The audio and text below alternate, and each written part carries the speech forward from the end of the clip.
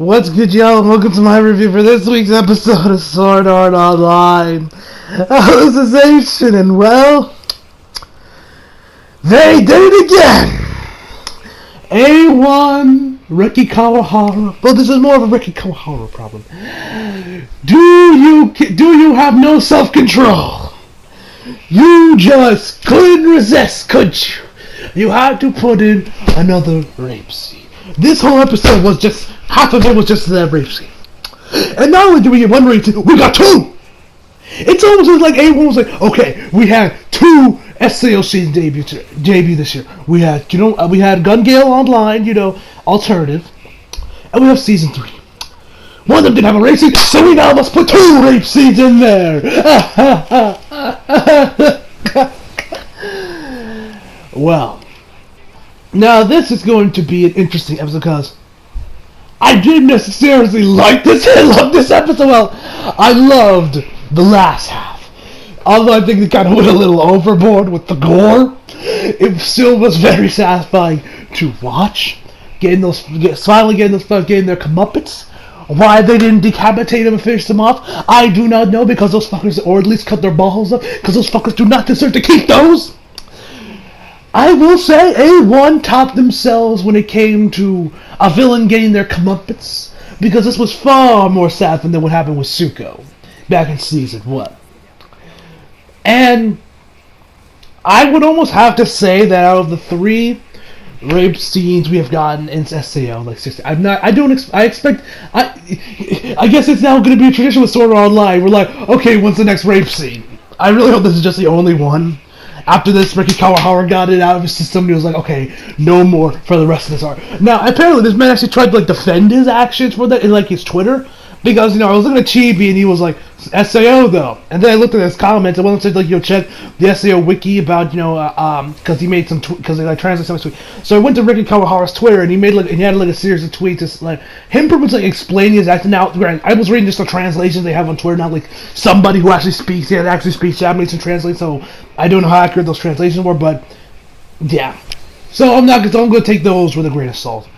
But I won't lie if I said this is probably the best one out of the 3, because the first one back in season 1, some people have said it was tasteless, it was damn near fan service, which I don't really agree with. I definitely did not like watching it.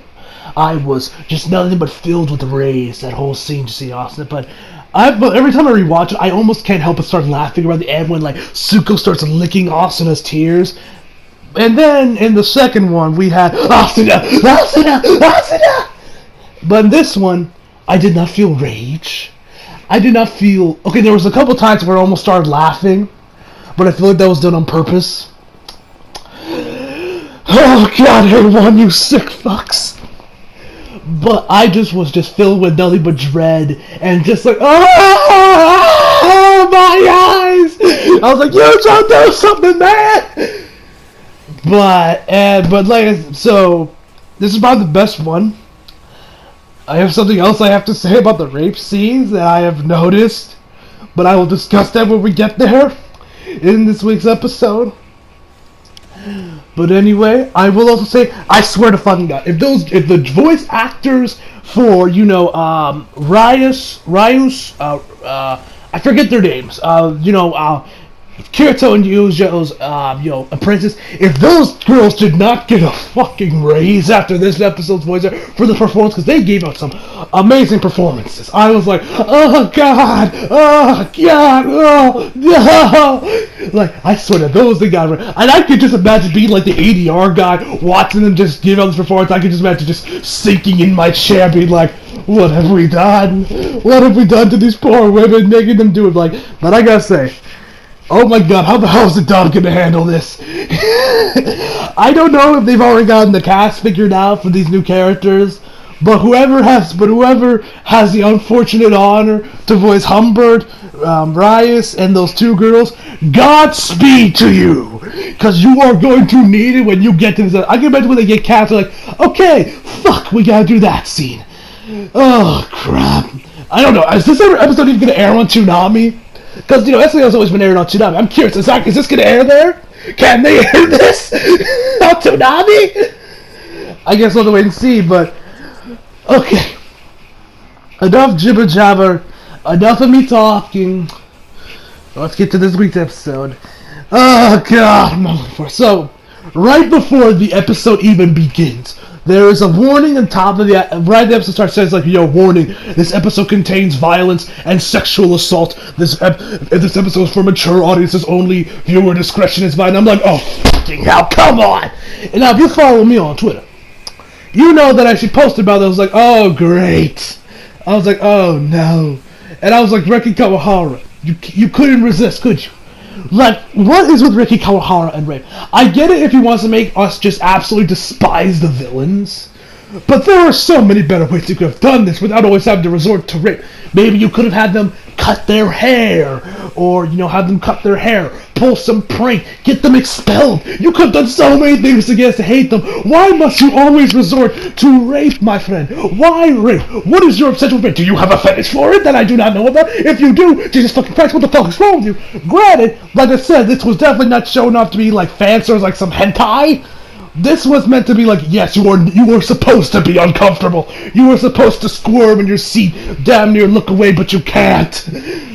Oh god. So, after that, when the episode started, they don't even try to hide the fact, like, yeah, you know, just like we do, shit's gonna hit the fan, because, like, you know, it's raining, it's thunder and lightning, the overall mood, you're like, oh god.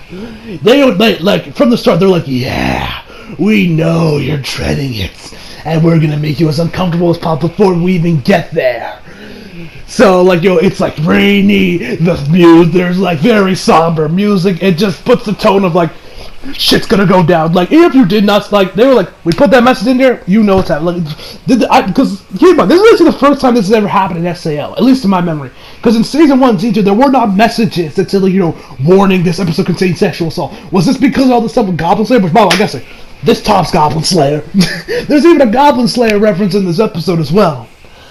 Anyway, so, yeah, so Kirito and Yujo, they're just kind of waiting around when they come to the realization that it's past 4:30 because the bell for that just ran. I'm assuming they mean 4:30 p.m. because I highly doubt they're staying up till 4:30 a.m.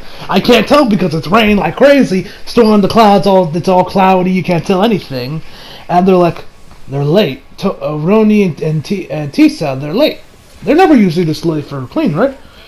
I got a bad feeling. Kirito says, I got a bad feeling about this, and closes his sword after they're done kind of cleaning them. Opens the window, he's like, I'm gonna go check the dorms, you stay here because they might be on their way. So he's like, so then he just kind of leaves through the back window, as if just he was in the front door like a normal person. And he's like, he's always such a rush. Yujo closes the window, where then he hears a knock on the door. He's like, oh thank God, it's Roni and Tisa, they're here. But no, instead he's met by Frenka, and she is drizzling wet. Not fan service, like you can see through her clothes or anything, which thank God. Thank God they didn't go there. But, you know, you can tell she just probably like ran through the rain because, you know, she leaves like puddles in the background. You can see that. And she's like, oh, hey, you're Yujo, right? And she's like, yes. And she makes his way into the room while Yujo is slowly backing away. And she's like, I know you're the one that, you know, that confronted Humbert about my issue, which I'm eternally grateful for, but he ordered me to do a service that is hard to explain. And Yujo's face says it all. My mind went crazy. I was like, now if I had to guess. Now at first I thought she was here to give like that she ordered that Humbert ordered Franken to give Yujo a blowjob or something. I don't know, but maybe the order that the order of the service that he asked for her was to give him a blowjob, or I don't know, a hand job, or I don't know, some sexual, I don't know, rub his dick between her tits or something. I don't know what this fucks into. I can tell he's probably into some BDSM, judging from that rope. Anyway, and Yujo's face says it all. And, you know, he says that Roni and Tisa, when they heard this, they were going to go to Humbert's Rue plead to him to stop doing this, and they haven't returned. And at that point, I was like, oh no, oh no, no, no, no, no, no, no, no, no, no, no, no, no, oh no. And that's when I made that tweet about, like, you know, I'm 2 minutes in the episode, and I'm already filled with dread. It looks like we're gonna get 2 for the price of 1, as they say, double or another, with a cat, like, running inside a couch. And I was just sinking in my chair, being like, oh no. And even though I love the OP, when I was watching it, I was not listening to it. I was just like, oh no, oh no, oh no, no, no, no, no, no, no, no, no. I was just filled with nothing but dread and fear. I'm like, oh no, what are they gonna do? What are they do? So then we see Yuzo running over to the room. He starts pounding at the door, and they're like, he's like, open up, open up. And then Goon number 1, Riot, says, come in, Kirito. And he walks in. There's like this purple like smoke coming from the room, like they put like some air freshener or like lit some scented candles. And these guys are in robes, bathrobes, shirtless. At this point, I was like, oh no, oh no, oh no, oh no, oh no, oh no, oh no. So he looks around the room, no sign of the girls, and I'm like, oh no, oh no, oh no. So at first, like when we see Yuja kind of like scan around the room, and we didn't see them there, I thought there was some secret room that led to some secret secret room that led to some secret dungeon or something where they were held. Because you look at this room, it looks like some sex dungeon orgy night or something. Because just look at them, like they're shirtless, wearing robes. They got like some purple mist sprayed about the place. I don't know, maybe it's lavender scented that spice up the room or something. And they're sitting there drinking wine. So Yujo looks around, they're not there, and he asks, and so they're like, Yujo! We just opened a 50-year-old bottle from the Eastern Empire. Would you care to have some, man? Something uncommon, like you would never have a chance to taste. He's like, I'm good, man, I'm good.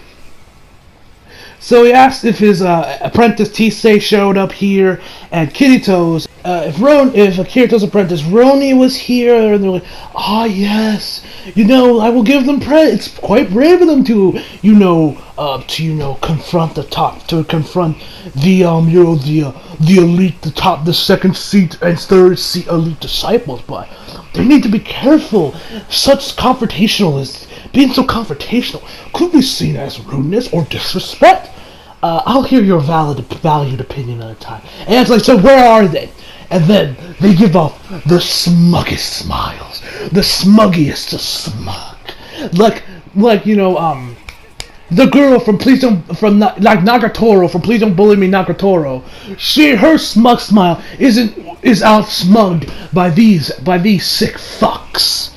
So they're like, so they go over to this room, open the door, and it's their bedroom. Of course, because they're rich, it's a big bedroom, has like curtains on and everything. At first, it looks like they're wrong, but then, after a second look, Yujo sees both Roni and Tisei tied up in a BDSM fashion, with their mouths covered, and they're crying. At this point, I am on the floor. I have sinked into my chair so far that I just landed on the floor, and I'm like, oh god, here it comes. At this point, we know it's happening. It's just a matter of time at this point. We know it's close, so I'm just sitting there being like, okay, let's just get it over with. Get it over with, just get it over with right now. Yujo, of course, being pissed, he's like, what the hell is the meaning of this, Rias? And so he says, those 6 strict nobles had the gall to confront me about the fact that I am abusing my own page, my own apprentice, to satisfy my own lust. And I was offended by that. And that's not all, Yujo, Raya says. He said that they said I was just as equitable because, I'm his roommate. I'm like, yeah, you are. You are an accomplice. You are letting this happen, therefore you are an accomplice, or at the very least an accessory to the crime of sexual assault, borderline rape. Anyway, so, and then you're just like, bro, if this is all said as you are told, and so it's like, and she also tells that these girls have the gall to confront a 3rd-rate noble when they're 6th-rate. about me.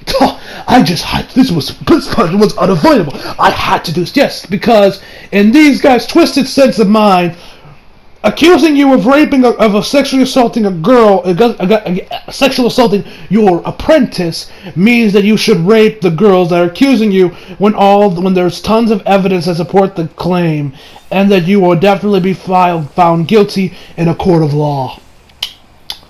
Yep, that's some great logic right there, guys.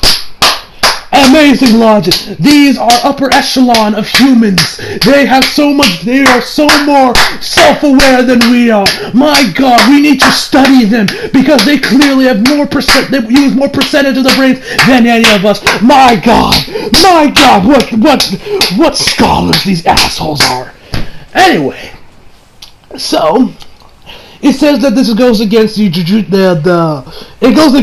laws for the pages. Like, it goes against the laws, like judicial page. Like, I forget the exact names. It's like and then Ryan gets right in his face. So like, you must not know that for third-rate nobles and above, that higher law takes precedent. He says by that means the taboo index, and this other thing mean that whatever I'm doing, I can do because of the noble judiciary, and then, okay, this was Loki kind of, and this is when it happens. So he then says, "It is my right," as he fell out of his jacket and just flung into the bed like Scrooge McDuck diving into his little safe just filled with coins, and then it happened. Now, if you expect me to give you a play-by-play of everything that just happened, you are sadly mistaken, you sick bastard, if you expect me to do that. Now, like I said, this is what I have to say something. Have you guys noticed that SAO has been going farther and farther with the rape scenes? I wish I was joking. Now, cause let's look at this. In season 1, all it was just Suko touching Asuna very inappropriately. And in season 2, it was kind of a little bit more where he was chasing her around, where the dude was chasing Sion around and was wanting to get down dirty. This time, they have now added BDSM to the mix. What's next going to be in season 4? We gonna bring in sex toys? We gonna bring in lollies into the mix? What are we gonna do? We gonna bring in, I don't know, what are we gonna bring in next time? Like, how do you, why'd they have to bring in BDSM? Please tell me, why BDSM? Like, what's next? They're gonna do there's gonna be another one in season 4 or something, God forbid. What are they gonna do? Add lollies to the mix? Are they gonna add, are they gonna add, sex toys? Next? Is that next? After BDSM? What's next? And so, you got Tisei, she's crying, use her to help her out as these fuckers are trying to get their way with them, but thank God they're struggling. Thank God they didn't. Thank God they try to put up some for a fight, even though they're tied up. Oh Lord. Anyway, so Usual Ground goes for a sword, and he runs towards his you better stay there, otherwise you break the taboo index. You'll be labeled a criminal. And Usual just kind of goes to a knee. They do their thing. Usual's no, I gotta go. So he struggles to make his way to his sword. Then his eye lights up and says system error on it. It's the same as before. But somehow he manages to break it. And he goes in there, grabs his sword, pulls it out. His eye explodes, and he chops off Humbert's arm. He chopped it off, clean off, and this motherfucker didn't even have to come DC to move out of the way, because to add insulation, when Yuzo cut his arm off, the blood just spewed all over Taisei and Roni. It just sprayed all over them. You motherfucker couldn't have the common decency just to bleed somewhere else? You sick bastard. Now, like I said before, with the rape scene itself, it was horrific. I do not see people jerking off to this, although I know there's gonna be some basement-dwelling virgin that's obese in his late 40s that's gonna be oh yes, oh yeah, yes.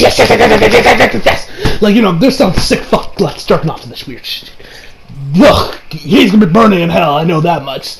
So, and then he's like, ah, and like then we just got hella censorship from here. So like they just had like huge black bars everywhere. Like when Yujo's eye exploded, they had like it was very dark in there, but you could still see it when Yujo cuts off his arm and see it fling into the wall. It's very dark, and then when he's like bleed, then when you get the initial blood, it's very dark, and then like there's this little like side black bar on the bottom corner where his arm is as he's continuing to bleed. He's like bleeding with Riot. It's like, Riot, please help me! Give me some you're not doing second! And Riot doesn't even listen to Humber. He just walks off like it's nothing. Like he didn't just watch his friend get his arm chopped off. He's like, oh, I'm impressed, Yusha. Grabs this big ass sword, and he's like, well, I will now execute you. And Yusha for some reason just stands there. I think it's because he was struggling so much, because like I said, his eye had the system error on it, so I think his body was just struggling against the actual system because it didn't want to break the taboo index. So that's probably why he still couldn't move, or maybe it was just from the pain of when his eye exploded. I don't know why his eye had to explode, other than yeah, more gore. So anyway, so he's about to decapitate Yujo. Kirito then shows up right in the nick of time. He's like, I will take care of you. And so then they charge up their special on. Kirito does the Spirit Sword. I'm gonna keep calling the Spirit Sword because it's so similar to when Trunks did the Spirit Bomb in Super in the Goku Black arc when he when the Spirit Bomb went to his sword. Now I'm just gonna call it the Spirit Sword. So he does the Spirit Sword. His sword grows and everything. They charge up. There's like these green and red auras surrounding them. They clash. Windows are breaking. The covers are flying everywhere. And so Kirito ends up winning and chops his hands off. He too starts bleeding profusely as the guys at A1 desperately tries to censor this. Like, God damn it! Ugh. I can't wait for the Blu-ray just so I can watch this completely uncensored. Oh, because you guys know how much I love my gore. Anyway. And so he's like, Humber! And then he starts hopping around to the bed like a bunny. And by the point, I was just laughing hysterically at the fact that he was hopping around. They were like, tell him to untie a rope, bind my arm instead. He said, but if I do that, I'll start bleeding. He's like, I don't care, do it. And for some reason, they fall to the floor. And for some reason, Kid, obviously unties them. For some reason, he gave him a rope. He was going to give him a rope. Why? Let these fuckers die. They deserve it. I'd chop their heads off and their balls, too. Not just their arms. I'd chop their balls off because those fuckers don't deserve to keep them. And, well, granted, I would just let them slowly bleed to death because they don't deserve a swift, quick death. They deserve a slow and painful one. So I chop their balls off along with them and just watch them bleed to death. But then Ryan just starts convulsing and glitching out like crazy, and then everyone's just like, and then he just dies, like that. And so Humber just runs away like a little bitch, saying like, "Monster, murderer!"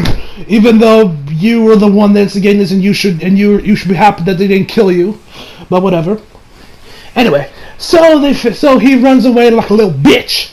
So they got Kirito puts a cover over. At this point, I was expecting that Tensei, Yujo's apprentice, that she would have a thing for Kirito at this point. It looks like she doesn't. Thank God, she's still only in it for Yujo. Thank Christ, because we've seen how Kirito does one thing for a girl and bam, they instantly want his dick. So thankfully, that Reki is Reki Kawahara is going away from girls falling for Kirito for the stupidest of reasons. So I'm glad for that anyway. So she puts her over, then she goes over to Yujo, his eye is bleeding and everything. She wipes away the blood with this little handkerchief she had, and then the taboo index dude that we saw from the first episode comes back. He's like, targets acquired, coordinates saved. Okay, bye. And Kirito tells Yujo to cover their ears of their apprentices. Don't know why. I guess to keep them out of it or something. I don't know. But then they wake up. I'm assuming they're still in their. I don't know if they're in the actual tower where they put Alice in, or they're actually. I think they're actually at the tower. But anyway, They wake up. She heals up his eye. His eye is back, so usually doesn't have to look like Nick Fury or anything. So that's good. Anyway, so then she tells him a little thing do your best. Hope you guys do your best. Blah blah blah blah. When they are then met by Alice, and that's where the episode ends. Overall, I hate to say it was a phenomenal episode, but it actually from moving away from my bias of the rape scene, which I did not like watching for obviously because goddamn, it's a rape scene. It was the best rape scene in SAO. They definitely didn't do it from a percent. They meant it to make you uncomfortable. They did a good job. They topped Goblin Slayer, which that already made you uncomfortable. They topped this is actually they actually had the Goblin when they were doing that little swords class right before they used their sword skills. Kirito said that he was even more scum than the goblins from the Dark World, which I was like, Goblin Slayer reference. I know it's probably not, but I will see it as a Goblin Slayer reference because what happened in the first episode. So, yeah, so phenomenal voice actor. But with my bias away from the rape scene, this was, in all honesty, from just an overall objective point of view, because I have to look at that episode objectively. From an objective point of view, this episode was amazing for what it did, for the voice acting, how it was portrayed. So I will give this episode. I always feel bad for giving it this high of a rating, a 10 out of 10. Most, like I said, the voice acting was amazing, and when Humbert and Ryan's got their comeuppance. Very satisfying to watch. So, I feel so bad for getting that high rating, but then again, those girls worked their asses off in the voice acting department, that they deserve that 10 out of 10 verdict. So anyway, hope you all enjoyed the video. You like, share, subscribe if you're new. Follow me on Instagram and Twitter if you feel like it. Links down in the description box below. And as always, come back for more. See you guys next time.